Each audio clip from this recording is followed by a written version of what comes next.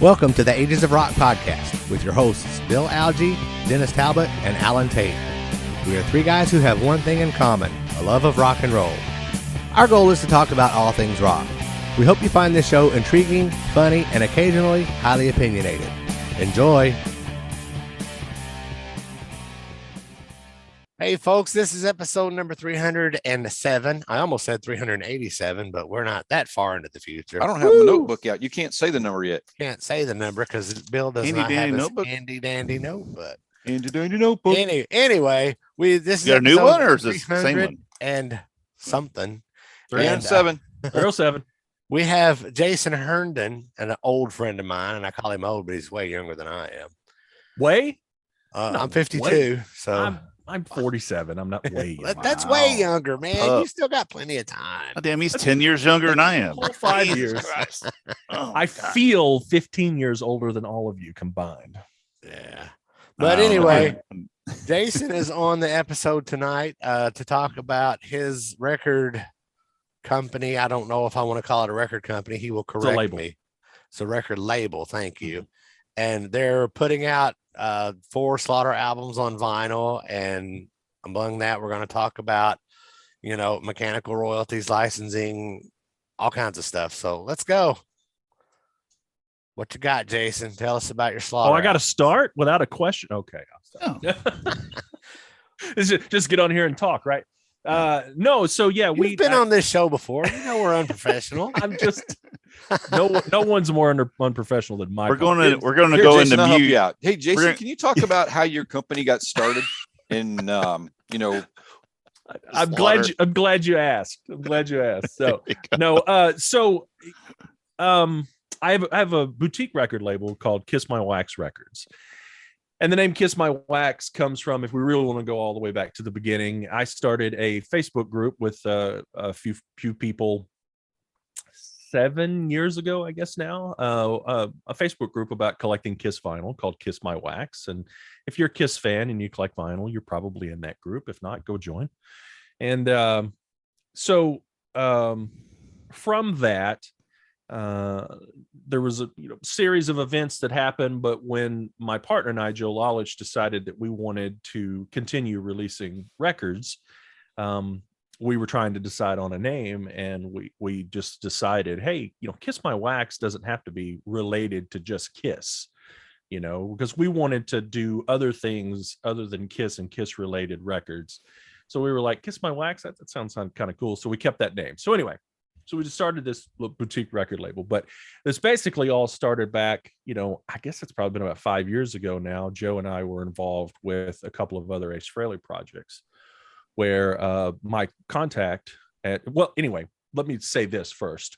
I've been in the music business for many, many, many years, since I was like 20 years old, and in record retail, distribution. That's what I do now. I work for a one-stop distributor. We sell records to record stores all around the world. We're a division of the largest, vinyl manufacturing plant in the United States.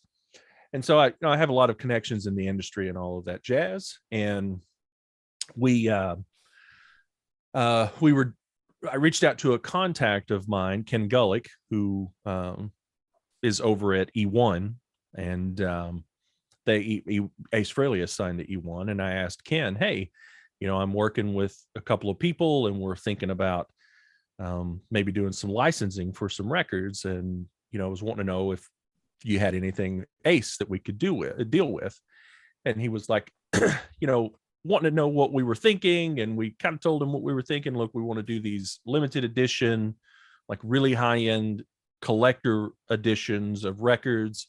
We want to get the artist involved, have the artist sign them, put some special things in them, all of that jazz. And we will, we'll sell them very limited run. And he was like, yeah, I think we can do something like that. So, he gave us Origins Volume 1 at the time. And I'd introduced Ken to the guys that I was working with at the time. And we put those things on sale, and they sold out instantly, very quickly. And then we, followed that up with another Ace Frehley release, an EP of Bronx Boy, where we had a special edition of that. Those didn't do as well, but they were overpressed. Not my decision.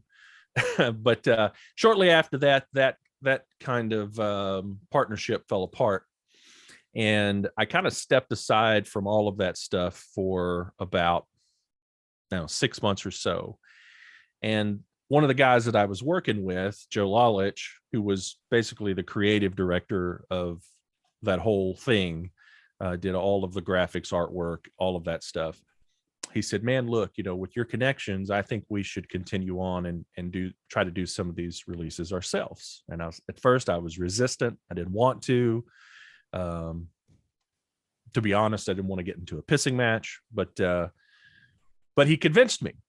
He said, let's just do one and see how it goes. So I reached back out to Ken Gullick, my friend at E1, and I said, hey, do you have any Ace records for us? We'd love to do another one. And he said, I think at the time Origins Volume 2 was coming out. I said, can we get in on that? And he said, no, but he said, that's right. He said, no on Origins Volume 2. He said, we want to keep all of that in-house. However, it's the 5th anniversary of Space Invader. So if you guys want to do a 5th anniversary edition of Space Invader, we would be happy to let you guys have that. And I said, yeah, we'd love to do that. Can we get anything different to add to it? And he said, yes, we've got some different mixes. So we'll give you we'll give you some mixes to choose from, and you can take a couple of those. And that way you can make it a completely different record. Well, Joe and I took it and ran with it. We designed this slipcase that was printed on this material that had kind of sparkles in it, and it looked very spacey. And we took the jacket, and we had the jacket printed on foil and took all of the lettering off of it. We called it a naked jacket. We put the titles and everything on the slipcase. We did a Mylar poster. We had these 2 different songs added to it. And so it was really, really, really a nice addition. And we did a autographed version with Ace, 500 copies, and we sold it out very quickly. And that was the first one that was really on Kiss My Wax Records. And from there, we said we can do this. And that's what we've been doing since then. Wow, that's cool, man. Yeah, that's a little bit of a ride, isn't it? Yeah, it's been a crazy ride, and it's gotten even crazier since then, because we just decided, we were like, look, we are there's really not a lot of Kiss stuff you can do. You can't get anything Kiss proper. Universal will not license it out. They control some of the band's side projects. Vinnie Vincent, Ace Frehley, Peter Criss, those things, Paul Stanley, they will and have licensed some of those out. But we and many others have gone to Kiss many times with many plans, fully realized projects designed up, we've done and sent it to them, and they come back automatically and say that's not available for licensing. So you can't get any Kiss. So what do you do when your bread and butter has been selling to all these people that are in these Kiss groups? Because I have Kiss My Wax with 7,000 people in it, and Kiss My Collectibles with 12,000 people in it on Facebook. That's your core customer base. What do you do when you want to continue a business model of making and selling records, and you don't have any more Kiss titles to do? Well, you got to branch out. You got to branch out. And it just so happened that one of my very best friends, Pat Lucero, is also best friends with Mark Slaughter, and has been since they were kids. And Mark lives here in Nashville, and I'm a massive Slaughter fan, have been my whole life. And there were some records that came out by the band that were never released on vinyl. So we're talking mid-90s up. And I talked to Pat and said, what do you think Mark and Dana Strum would think about reissuing these records. And he said, I think they'd think it'd be a great idea. So he put us in touch. I talked to Mark. This was right before COVID, probably somewhere in October, November, right before COVID of 19. I got on the phone with Mark or something like that. And he was like, yeah, I think it's a great idea. And then it just kind of, everything came to a screeching halt. And then once we saw that everything was going to be decently okay and everything was moving again, we picked that back up, and I got back in touch with Mark, and he said, yeah, I think that's a good idea.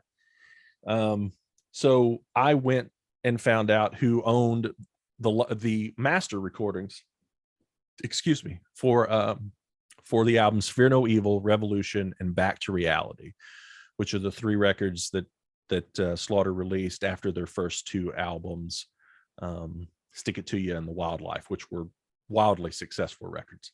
Those records came out on a record label called CMC International, and CMC International had went bankrupt many years ago. It was owned by a man named Tom Lipsky, and at the time, CMC International was being distributed by Sony BMG, which was a merged company at the time. Sony BMG had split. So we were trying to figure out, where the hell do these things lie? Where do these master rights lie? And I finally found out that it was BMG in the United Kingdom. And I reached out to their licensing manager and asked if they were available to license. And he said, absolutely. And I said, fantastic. So we, Joe and I made up a pitch and an idea and a plan for a release of these sets.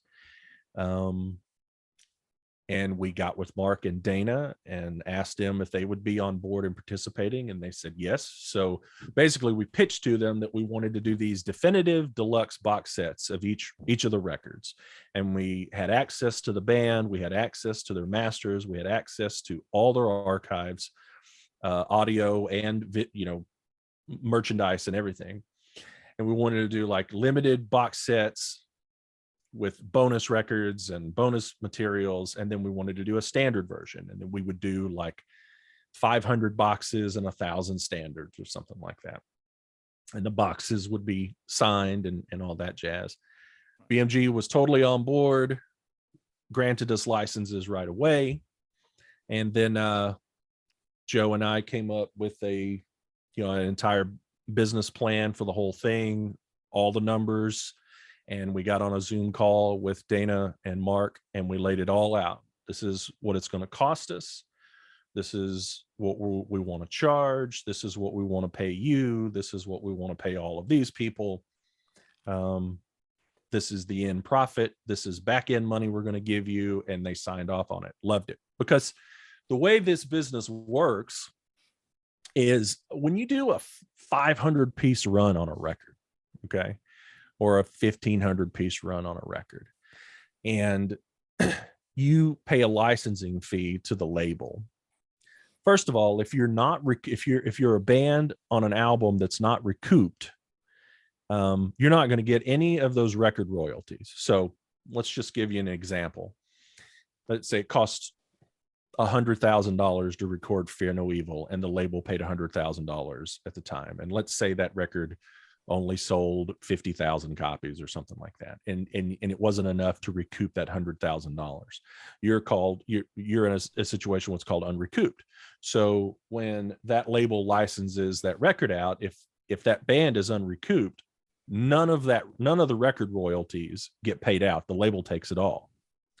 So, and it's penance anyway. It's not a lot of money. Even after all that time, even if it's like 20, 30 years have passed, you could be recouped. Still owe the but if you are unrecouped, if they haven't made back that money, you're not getting any record royalties out of it.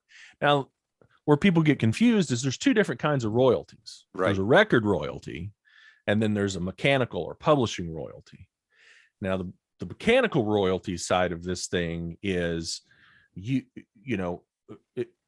I think the standard is each performer on the record there's a mechanical royalty that's 9 cents per song per record. All right.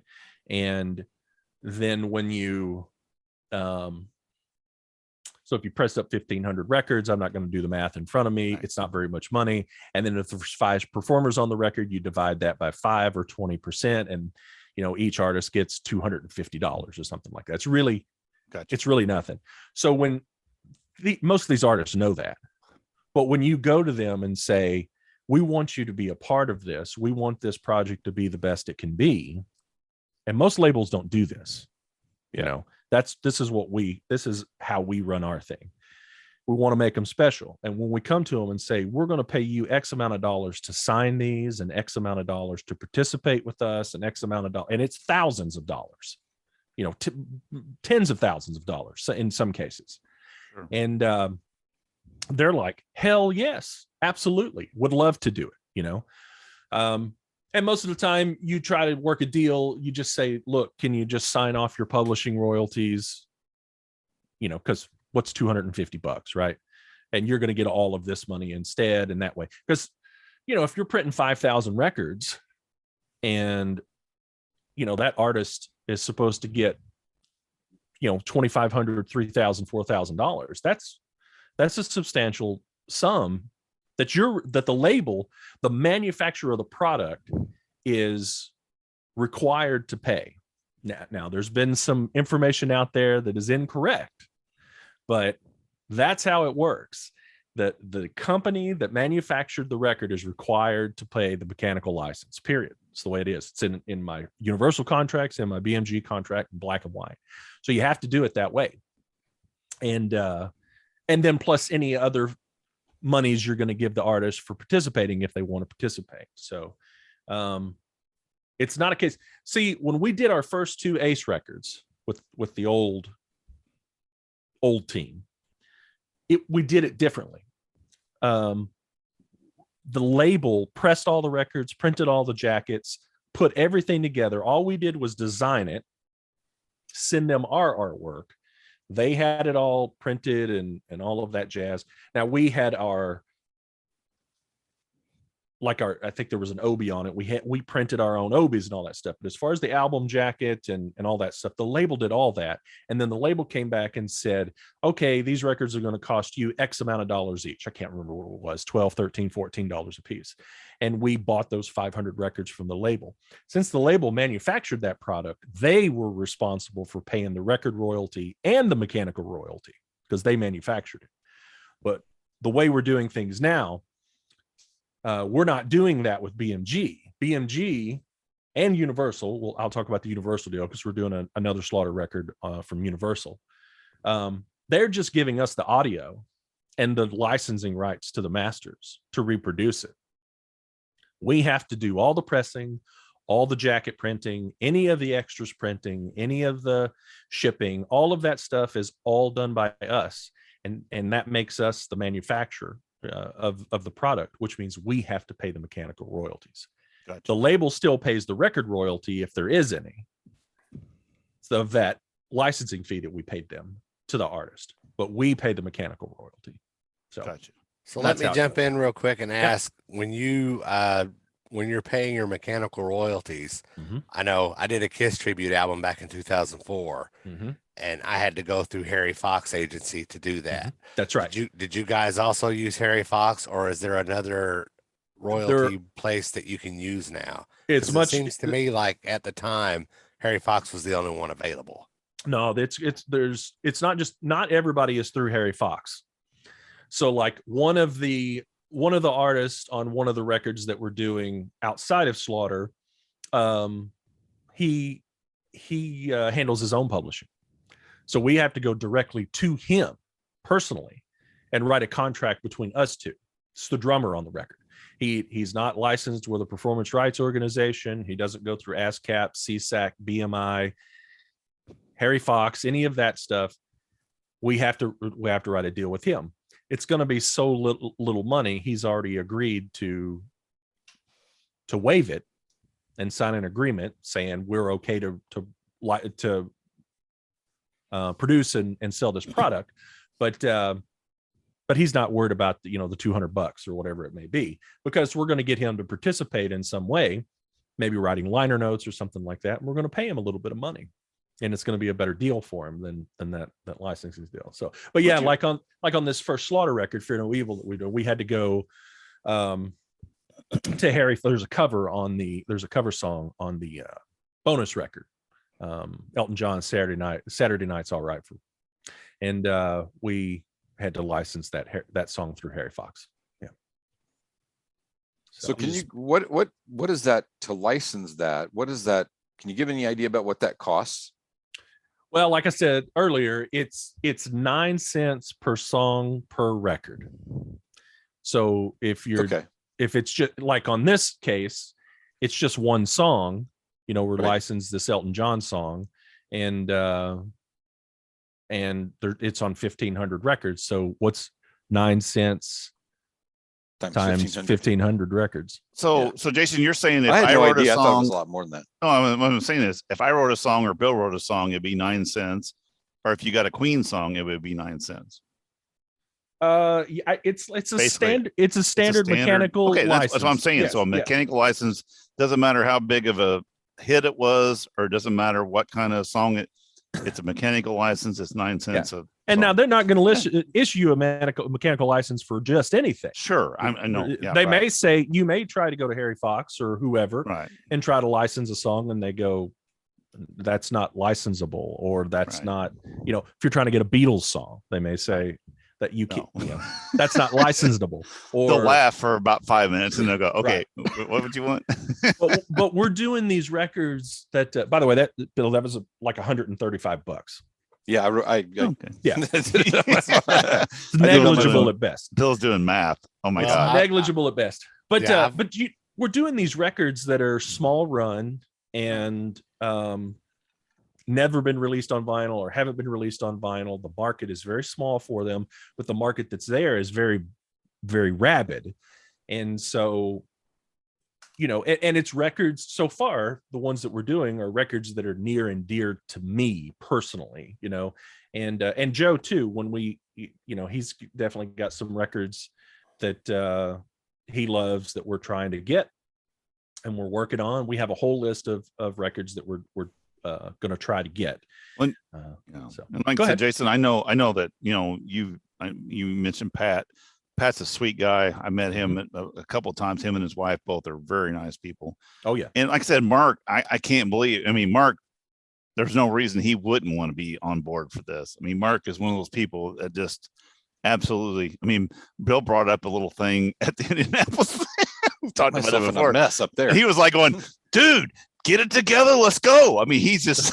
I think that was in Nashville. No, it was in Indy. We were up there at Indy, and he played that. Remember, he played that. He was playing guitar, and we were out talking to the girl who's playing in Vixen now.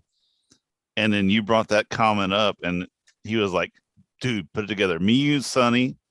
Anyway, you remember it was in Indy. Oh no, I remember. And all of a sudden, I thought I had a. But no, Mark. Mark, if it has to do with Slaughter, no, if Mark has to do if something with Slaughter, and I'm sure Dana's the same way. I mean, they're like going, "Let's just do it." I mean, well, let me just tell you, man. Mark and Dana have been, and Bloss too. Mark and Dana have been absolutely incredible. I can't tell you guys. We have had entire full access to their entire audio files, everything that they have. And I don't know if a lot of people realize it, but Slaughter was one of the rarer self-contained bands. They engineered, produced, all of their records. And so Dana has masters for everything. Wow. And basically what we've been doing is, he's been digging out masters, and I've been taking them, or I'm having him ship them to a guy named Dan Johnson at Audio Archiving in Los Angeles. And Dan is a pro at tape transfers, and he's been transferring the tapes and sending us back the files, and we send those files over.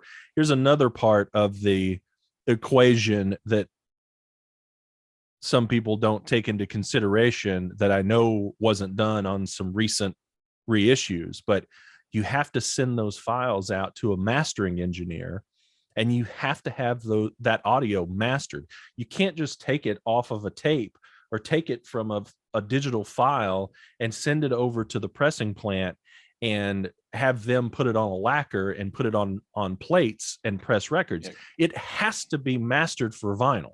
Otherwise, it sounds like crap. Otherwise, it sounds like dog shit. Yeah. And your audio level is low. Yeah. And this and that. And so some people get confused because when you give audio files to a pressing plant and the engineer there cuts it to lacquer, that's called lacquer mastering.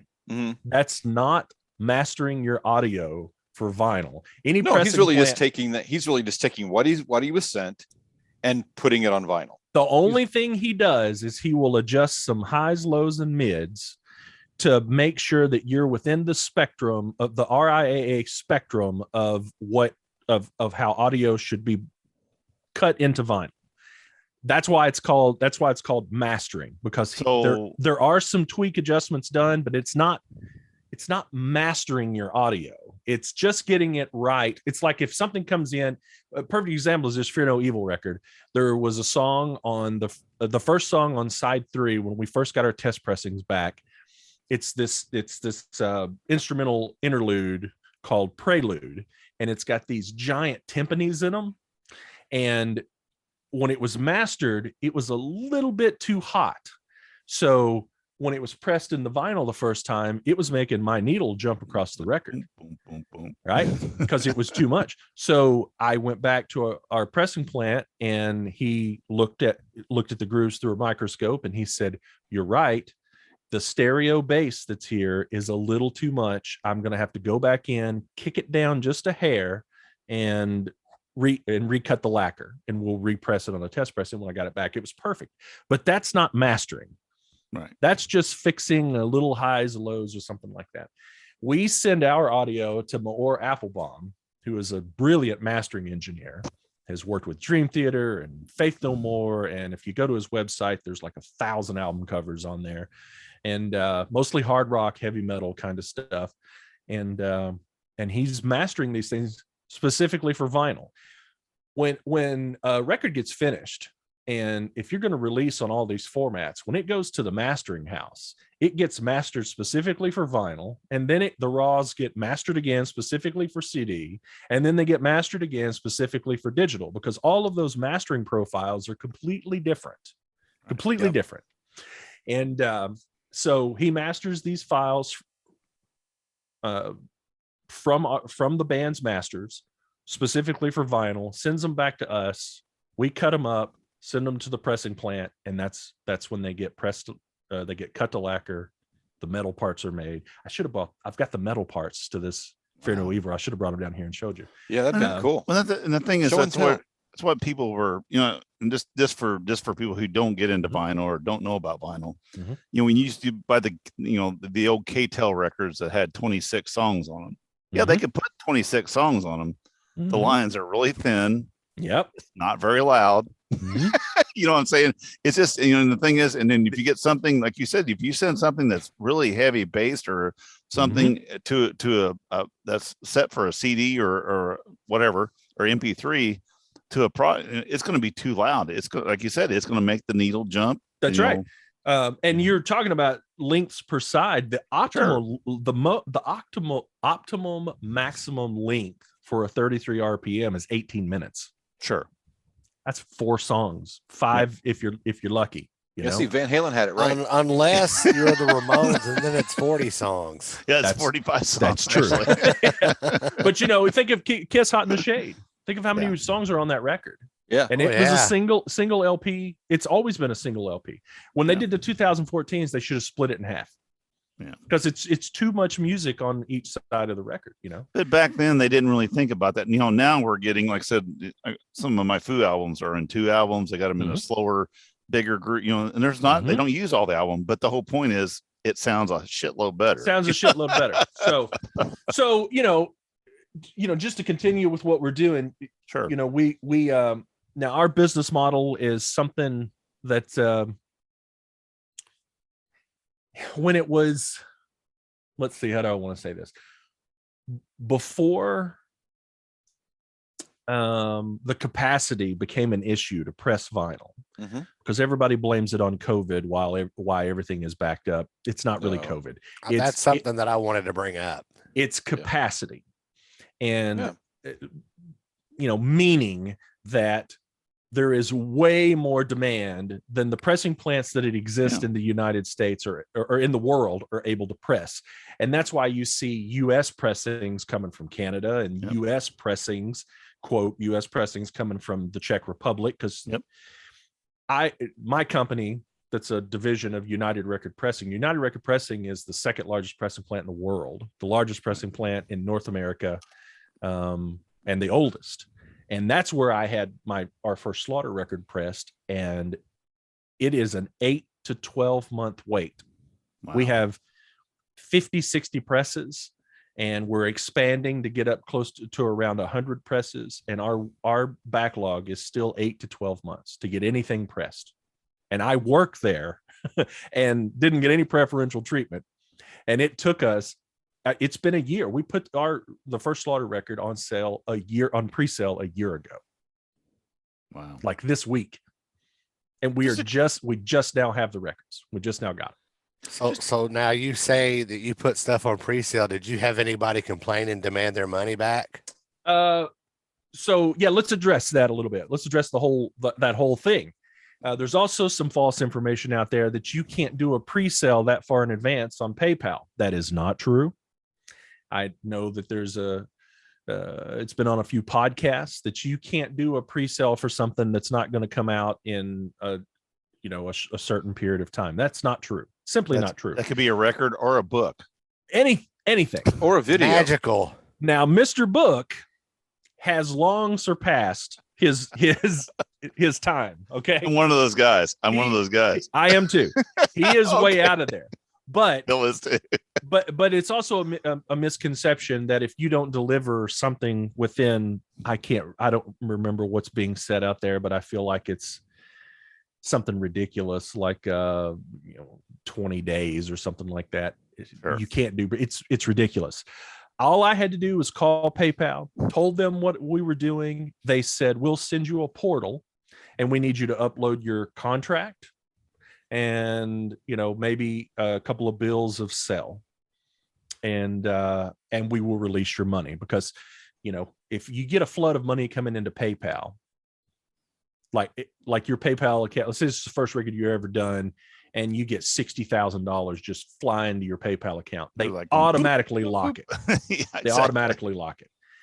And so you just call them ahead of time and say, this is what I'm doing. And I uploaded my my contract with BMG. I said, this is what we're putting on sale. This is how much money we anticipate to be coming in this period of time. And they said, fine. Never had a hold on our money. Never once. Still don't to this day. Have put a second record on pre-sale. Never had a dime held. Now, Alan, to your question, we communicated with our customers frequently. This is what's going on. This is what we've done. We've begged everybody to follow us on our social media.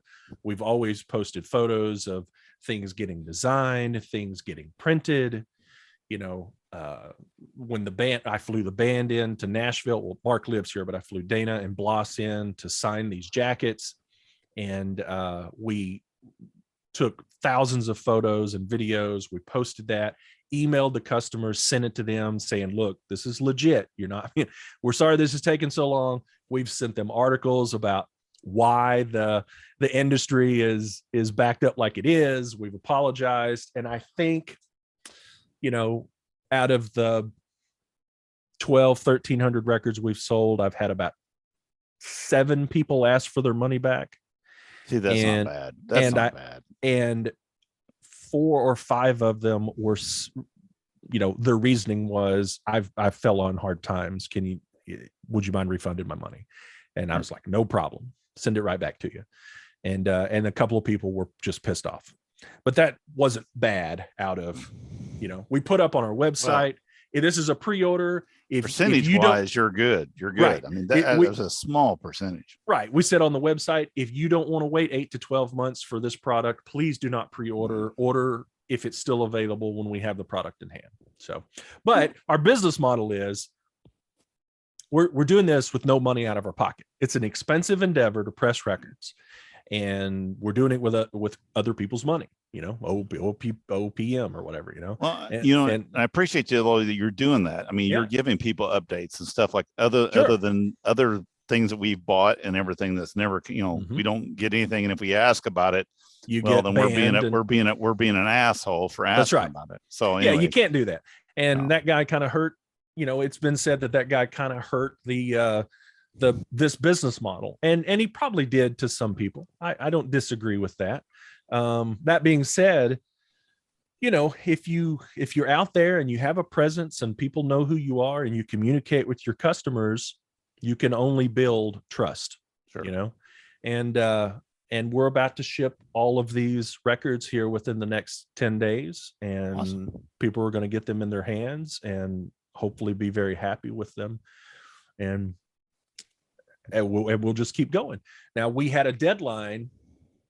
We're not releasing the Slaughter catalog in order because we got the license to the wildlife from Universal. Slaughter's original record company was Chrysalis EMI, but Universal bought EMI. So along with everybody else. Right. That's right. So we got the license to the wildlife.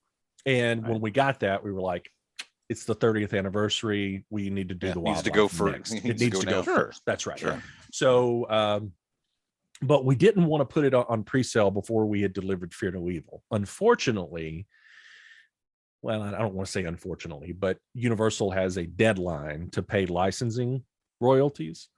And the licensing royalty on the wildlife was significantly higher than the licensing royalties for the BMG records. And we didn't have a choice but to put the record on pre-sale in late February to raise enough money to pay the licensing fee for the wildlife, which we did. And a few people kind of complained, why would I buy this if I haven't gotten the other record? And we told them, we get it. Don't buy just it. Wait until you get Fear No Evil, and I'm sure there will be the wildlife left. We understand. And we never try to be rude with anybody. We get everybody's reservations and all of that, but we're fixing to deliver Fear No Evil, and then we're right in the middle of working on the wildlife. We already have the audio transferred for the wildlife. It's being mastered right now by Mayor Applebaum, and same guy. And Joe has already designed most everything in the box. And as soon as we get the audio back from mastering, we will send it over and place our pressing order, and then we'll just be in line like everybody else is, So, another way to talk about that backlog that people don't understand, it's like the 2014 Kiss LPs, right? The Kiss reissues that come out in 2014. Every time one or more of them disappear from Amazon and record stores, everybody says, "Oh, they're out of print. Let's charge $200 for them." No, they're not out of print. The only 2014 album that is out of print is Hot in the Shade. It's officially cut out of the catalog. But like the Elder has been out of stock everywhere for the last 8 months. We just got 30. Yeah, Bill, I know. We just got 30. Bill bought 8 copies of it. Yeah. I have one copy just because I have to have it. That's right. It's never been played, I don't think so. Well, we just got 30 copies in at my warehouse in our for our distribution company. And what all that was they were just waiting in line to have records pressed, and it takes that long to get something pressed today. Yeah. Well, no, I'm actually, mine is my original. Oh, is the original. So I'm not buying that again. I have no I see all these guys buying all the, the Elder picture disc that went out and all that other kind of stuff. I'm like, I don't get so here's the dumb me. I opened this up and I shouldn't have never opened it up. 300 copies of that, baby. I opened it up. It's never been played. I just wanted to see if it was read. I got to say, other people telling stories because they don't understand, they're not in the business and they don't know, Supposedly, the reason why there's only 300 copies, this is not what I've been saying in Kiss My Wax, but in other groups, supposedly the reason why there's only 300 copies of those is because COVID hit and they only pressed 300 and it got pulled off of the press. That's not how it works, folks. No. How it works is you put in an order for an amount of records, and they press that amount of records. And nobody was like going, I don't need another copy of this. The only problem is, of course, shipping. It got a couple of dings on the top. Doesn't matter. It's been opened up. It's been opened, but it's never been played. Yeah, and it's the 45. I'm just sitting on this like a piece of gold. Okay, so, let me jump in here, and I have a question. You're talking about things have it's in line in order that whatever.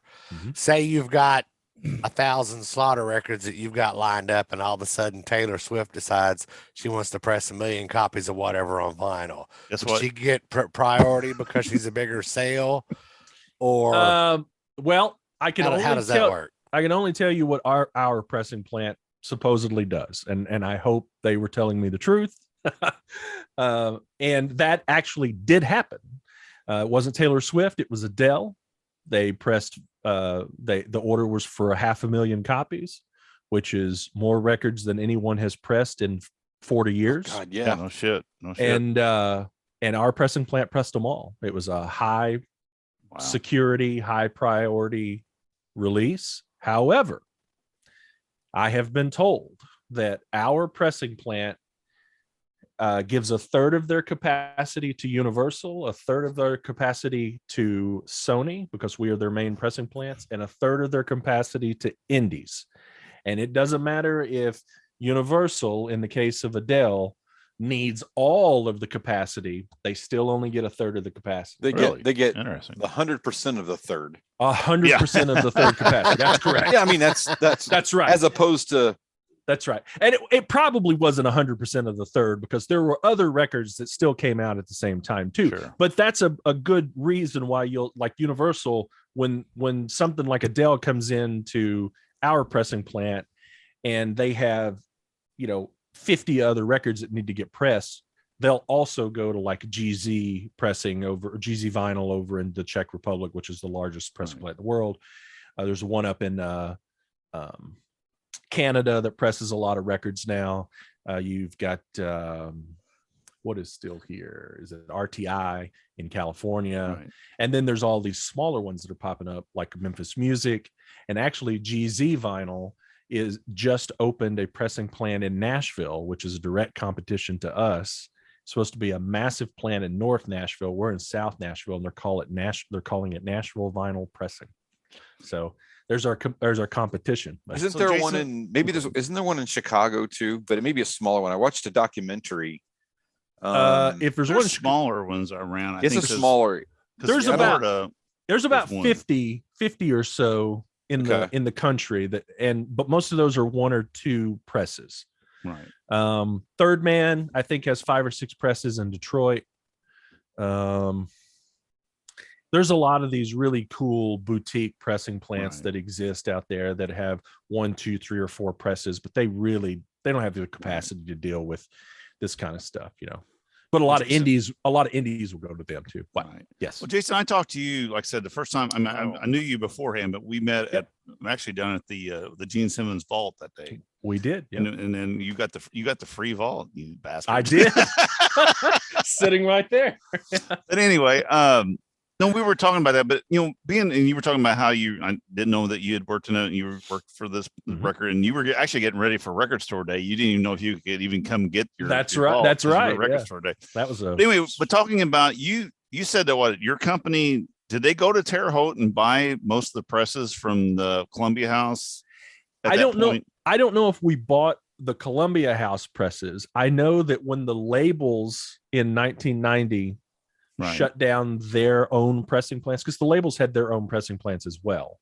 In addition to just Columbia House and the independents that were pressing for the labels too, they had their own pressings. I know that we went around, or at least the story I've been told by our owner is that we went around and bought up a ton of those presses, and even went overseas and bought a lot of the, the pirates, the counterfeiters and the bootleggers bought up a lot of their presses, and we just stuck them in storage.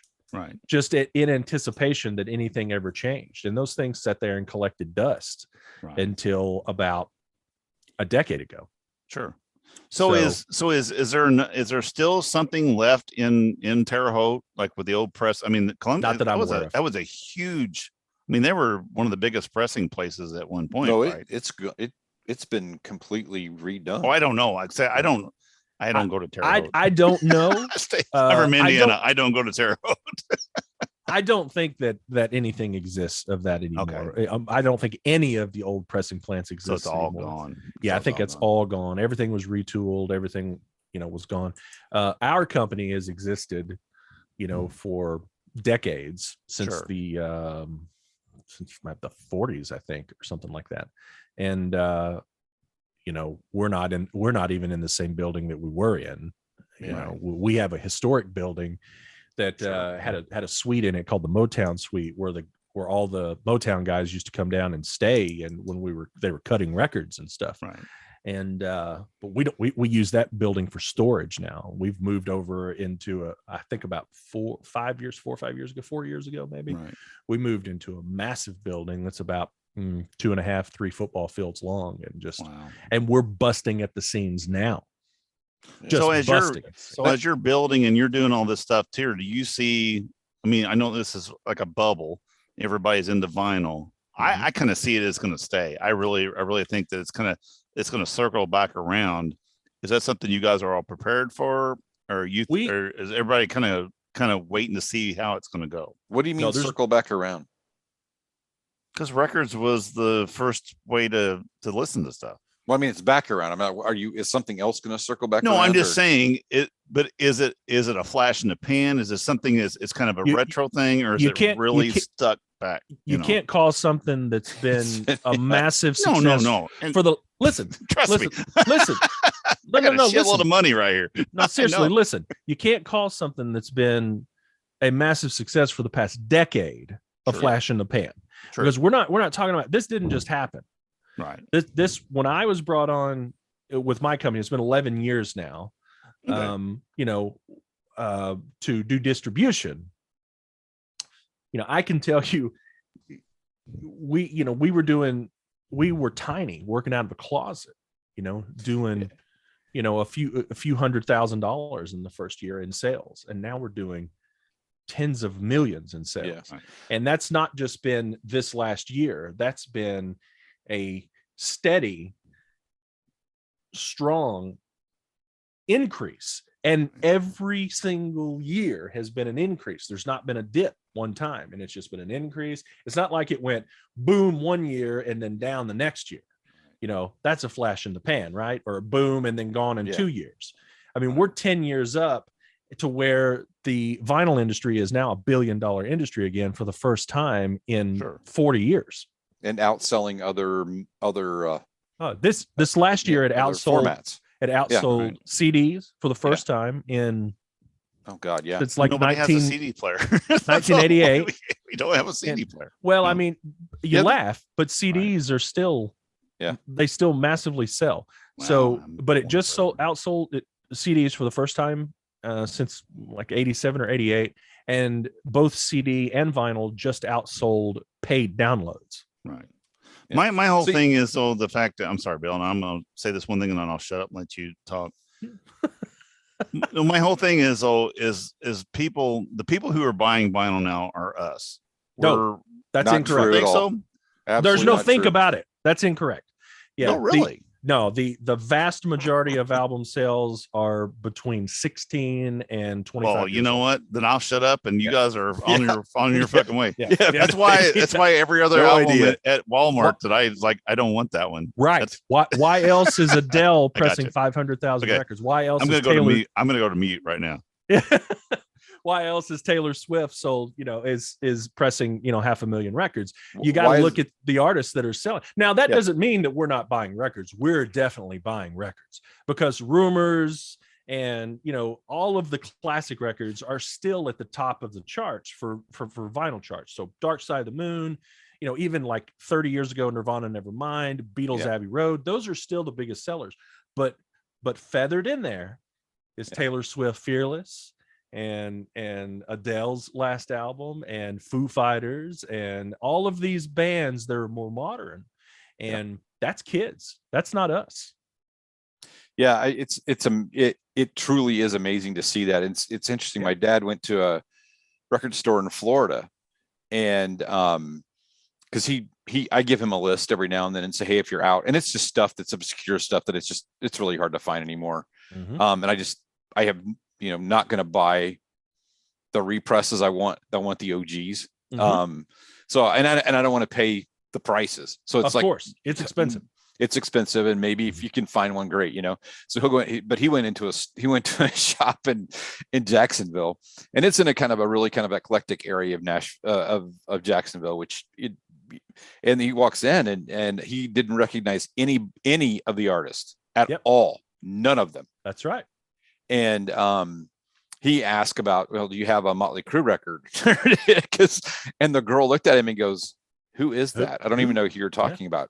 And it was that's what she said. And he said, well, what kind of records do you sell here? And she said, we sell indie records. We only sell to the indie market. And he goes, well, I'm an independent person buying it. And she goes, no. And so she tries to explain it to him, and he's 70 something, right? So, and just goofy. So he calls me, he's like, I tried to go to buy a record earlier. I couldn't buy a record because I'm not an indie person. Like, you went to an indie record shop. He was right. Like totally out of his realm. I think Dennis, to your point though, people should, it would be nice if people I don't know. It's good that there is a nice mix of people buying the format. Oh, I hope so. That's what I'm saying. I hope so. Because I want more of my stuff to come out, even like I said, and doing the stuff that you're doing, the reissues of stuff that we didn't have a chance to get vinyl. Because vinyl stopped at some point, and there's some records. Oh, it didn't stop at some point. It completely stopped. What I'm saying though, there's some records that you get right now from some of the 80s bands were only produced by Columbia House. Or they were only pressed in Europe in small batches. So for example, so the United States stopped pressing vinyl outside of Columbia House in 1990. It stopped. Okay. They completely stopped. Okay, gotcha. And then probably up through about 98-ish or so. And I'm sure if any of my friends like Danny or any of those guys watch this, Alan, they may correct me, but I think probably up through about 98 or so, they were still pressing vinyl over in Europe. So like your Van Halen Balance 95, right? It's a $500-600 record now if you find an original copy of it. Warrant Dog Eat Dog, Motley, the 1994 Motley Crue record. That's so freaking hard to find. And if you do find because there's counterfeits of it, if you do find a real copy of that thing, it's a $500 record all day long. Wow. You just get Skid Row's Subhuman Race before they finally reissued it in this box set over here in America. It had never been released in the US. It was only released in Europe. $600 record all day long. Impossible to find. You just can't find them. So that record shop I was talking about. So the documentary I watched is called Stuck in the Groove. So that's the documentary, and the records, it's called Chicago Smashed Plastic Record Company. Oh, cool. And I took some notes when I was watching the movie, because there's a couple of places I want to go to. And one of the places I wrote in here, I didn't realize it till just now, is Luna Records in Nashville, which I've been to like twice or 2 or 3 times, because I went there with David Cathy, and I'm like, dude, I'm just going to live here. They're a great store. There's a lot of little great stores in Nashville. There are quite a few. And I did kind of, the last time we did Rockin' Pod, I had something going on before, so I had a day. I just stayed because I wasn't going to drive back up here to Indiana and then turn around and drive back to Nashville like 2 days later. That was dumb. Of course. So I stayed, and I spent one day just going around, and Dave was with me for a little bit, and then I was by myself, and I just went to the stuff I wanted to go to, and I could stay as long as I wanted, and found a couple of really cool places, and really enjoyed it. Had a good time. So it is interesting though, to Dennis's point, that there was that in that, and when we're talking about that era where it just stopped, but there's so much really good music that happened, right? After that like a record that I would love to have on vinyl is the Rockstar Soundtrack. I would love to have that record. You can't even find that on Spotify. Yeah, you can't even because something's up with it. There's some licensing on that. Licensing, it's licensing crazy shit on that. Same deal. It is that record. I would love to have that record on. Look on Spotify. Go into playlist. Oh, I don't need. You can find some of those. A bunch of those songs. I have the CD. It's I in do my too. car. I have the DVD. And I have the DVD. But I have the CD list of the music. But I wish people would take more. I just run real quick because, like I said, I showed this a couple of weeks ago or a couple of shows ago. But bands like Kiss and these other people need to take note of what Rush is doing. These fucking box sets that are coming out with Rush are fucking fan. This is my 4th one that I bought, and I'm telling you what, you can't get. They've figured out the fucking formula. You want some insight onto Rush and Universal? Sure. So I'm sure you guys probably didn't watch it, but like 2 weeks before the Destroyer box set came out, right? The head designer of the box, Tom Germon, we had him on our podcast, Kiss My Collectibles. Okay. And with Nicholas Buckland, one of our co-hosts, who was a massive contributor to that box set. And we talked about putting it together and everything. And it's, I had a copy of it early because I, get new releases early because of my company. So I was able to show it a couple of weeks before it came out, and we were able to talk about it. And, not to get too deep into the weeds, but let's just say, the same people that are heads of the decision making at Universal, they pretty much make the final decisions on all the product. And the guys that look at the Kiss stuff aren't Kiss fans. Well, of course. And they also made the statement that Kiss fans don't buy vinyl. That's why there's no vinyl in the Destroyer box. These deluxe box sets that are coming, and the one that has came out, that's why there's not going to be any vinyl. It's all CDs. Yeah. They'll release vinyl, and it'll be edited versions of, but no vinyl in the boxes. But then you go and look at that Rush, which is the same record label. It's Universal, and they're fucking perfect. They are perfect. They are perfect. The same guy that doesn't like Kiss is loves a Rush. Massive Rush fan.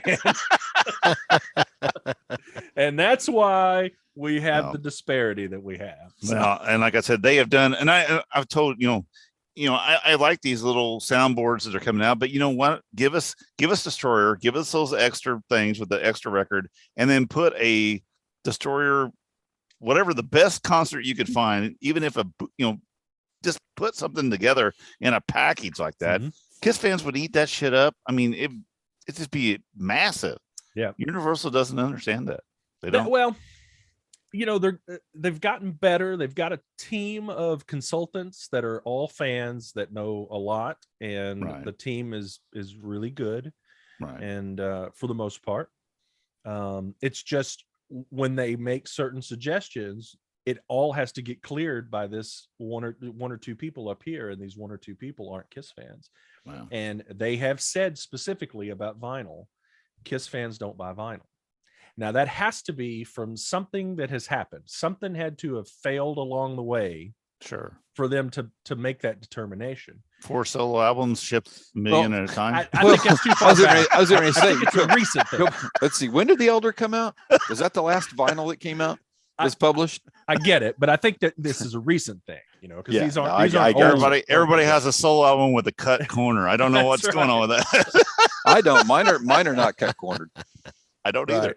So, but the next one that's coming, and I've had to keep my mouth closed for a long time, but Gene ran his mouth. So, Creatures is the next deluxe set that's coming. It should be out in November, and it's going to have, it should be great, but it's not going to have vinyl in the box.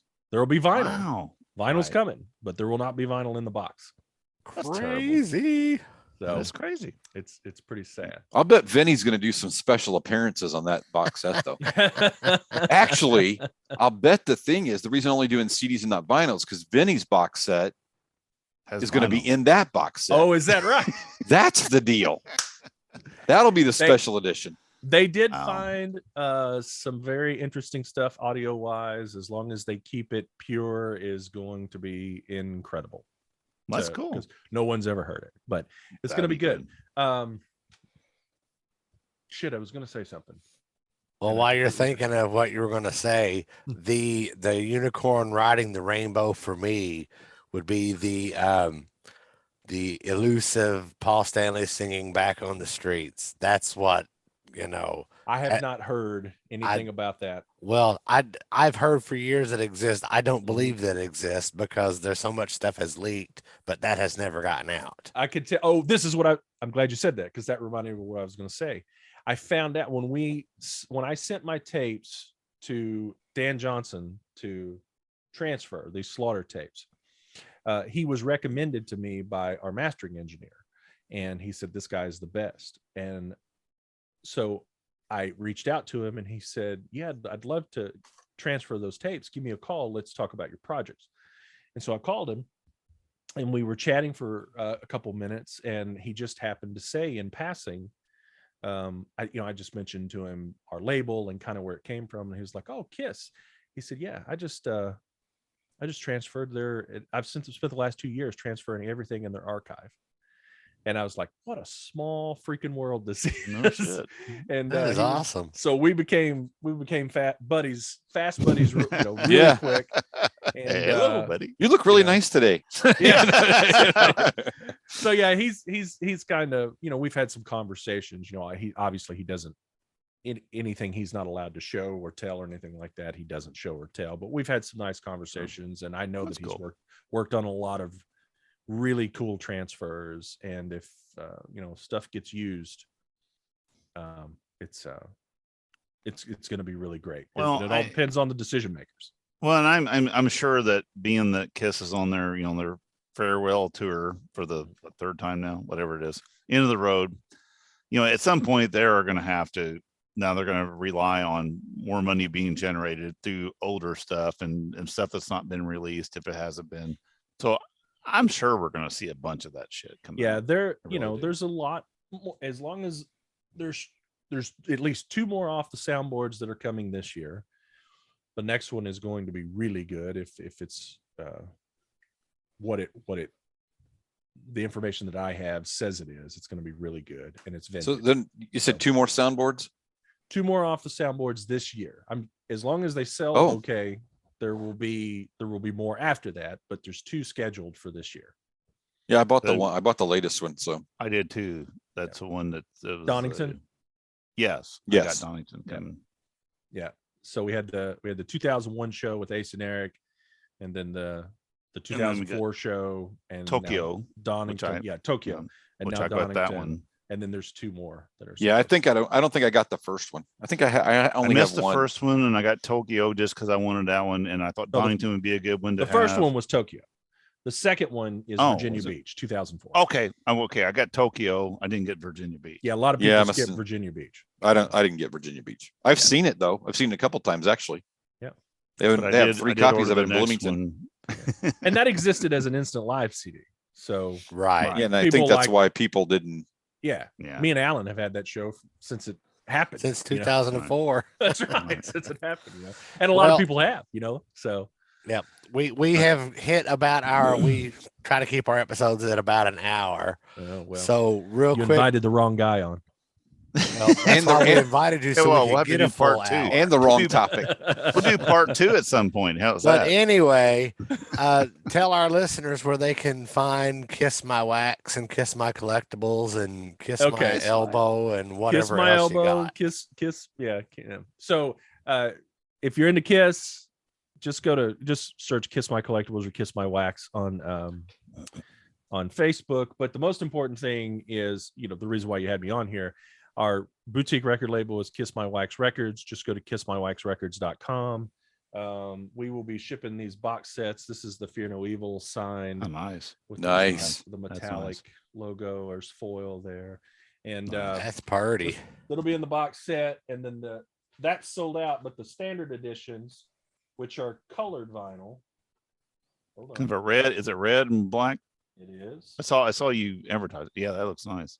Yeah, these are the standard versions. Oh, okay. So there are about 500 left of these. $46 double LP, 45 RPM, 180 gram. So you can still grab those, and you can pre-order the Wildlife. We're doing the same thing. We've got the Wildlife box set, deluxe edition, 4 LPs, signed, all kinds of extras in it, and then there's a standard edition, 2 LP, colored vinyl, just like this. Cool. So cool. Awesome. Good job, man. Thank you very much. I learned a lot tonight. Thank you. I got a lot more questions. Alan's like going, he's bored shitless. He's like, oh man, I don't even have a boner now. I'm just like, I do not give a shit if you have a boner or not, Dennis. I'm saying, you got a broke hand, you can't play with it anyway. I know. Anyway. So anyway, folks, you know the routine. Visit us on 80sofrock.com. Check out our past episodes and our social media links. And until next time, peace out.